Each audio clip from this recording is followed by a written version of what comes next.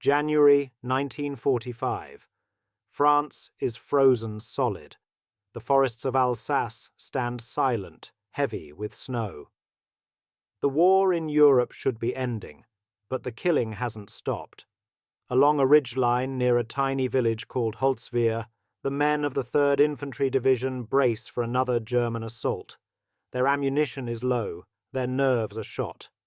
Among them stands 2nd Lieutenant Audie Murphy, barely 20 years old, 5 feet 5, a boy who has already seen more death than most men twice his age. Before the medals, before the headlines, Audie was a farm boy from Kingston, Texas.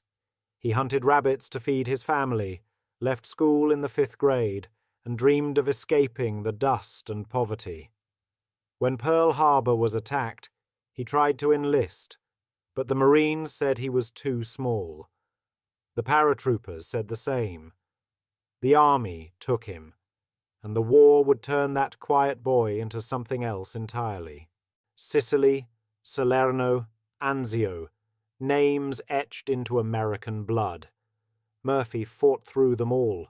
He learned how fast a battlefield could erase innocence. He watched friends disappear in bursts of shell fire and still moved forward. By 19, he'd seen more combat than most generals, and yet he kept volunteering for the front line. By January 1945, the Allies had driven deep into France, but one pocket of German resistance remained, the Colmar Pocket. Snow, mud, and ice turned every movement into agony. Murphy's company was ordered to hold the line outside Holzwehr, a mission no one wanted. The men were exhausted.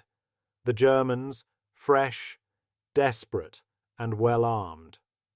On the morning of January 26th, the fog began to stir, and death came with it. The rumble began like distant thunder. Then 2 Panzer IV tanks crawled out of the mist, followed by waves of German soldiers. Murphy grabbed the field phone. "They're coming!" he shouted. "Send artillery, now!" Shells screamed overhead but fell short. The Germans kept advancing. One by one, American positions went silent. Murphy made a choice. His men would fall back. He would stay. The only cover left was a burning M10 tank destroyer. Its crew lay dead inside. Ammunition still popped and hissed in the fire. Murphy climbed onto the smoking hull. He seized the .50 caliber Browning machine gun. Flames licked his boots. Smoke stung his eyes. Then he opened fire. Controlled bursts, short, deadly, precise. German soldiers dropped in the snow. Those behind them froze, unsure what monster they were facing. It wasn't a platoon. It wasn't a machine gun nest. It was one man. For almost an hour, Murphy stood on that burning wreck. German mortars rained down. Machine gun tracers sliced through the smoke. He called artillery coordinates through the radio, firing while shells exploded around him. His boots were melting. His jacket was scorched, but he refused to move. The Germans thought they were under attack from an entire American company. They didn't know it was one man and one gun. When his ammunition finally ran dry, the battlefield went eerily quiet. The attack had stopped. Murphy climbed down from the wreck, half deaf, bleeding, shaking. He rejoined his men, rallied them, and led a counterattack back across the field. 50 Germans lay dead. Dozens were captured. The line at Holzwehr held. Against all odds, one soldier had stopped an army. When the smoke cleared, Murphy walked among the wrecks like a ghost. His uniform was burned, his face blackened with soot. For his actions he was recommended for the Medal of Honor. The citation read, "His courage and devotion to duty are in keeping with the highest traditions of the U.S. Army." But when asked what had driven him, he simply said, "I just got mad." After the war, America needed heroes. Audie Murphy became one overnight. His face appeared on Life magazine. Hollywood offered him a contract. He starred in more than 40 films, including To Hell and Back, where he played himself. But behind the cameras, the war never ended. Nightmares woke him screaming. He slept with a loaded pistol by his bed. What we now call PTSD, he called simply the noise that won't stop.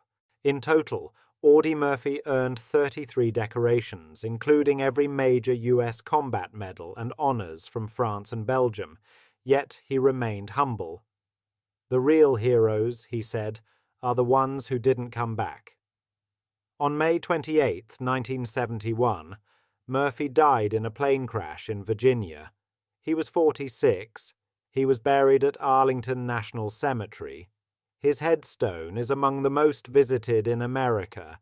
Visitors still leave coins and notes that read, "Thank you for holding the line."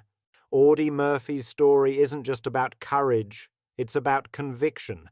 In war, some men fight because they're ordered to. Others fight because someone has to.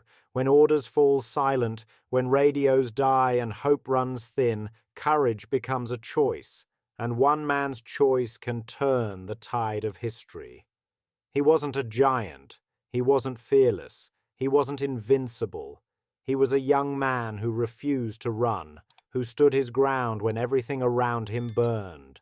And sometimes that's all history needs. Not 1,000 soldiers, not a brilliant strategy, just one man who decides that retreat is not an option, because bravery isn't about the absence of fear, it's about walking straight through it.